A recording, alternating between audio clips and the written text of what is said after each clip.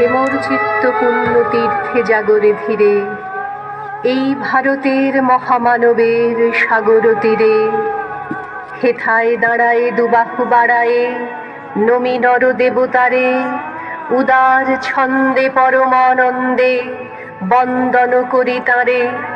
ধ্যান গম্ভীর এই যে ভূধর, নদী জপমালা ধৃত প্রান্তর, হেথায় নিত্য হ্যার পবিত্র ধরিত্রীরে, এই ভারতের মহামানবের সাগর তীরে। কিরীটধারিণী তুষার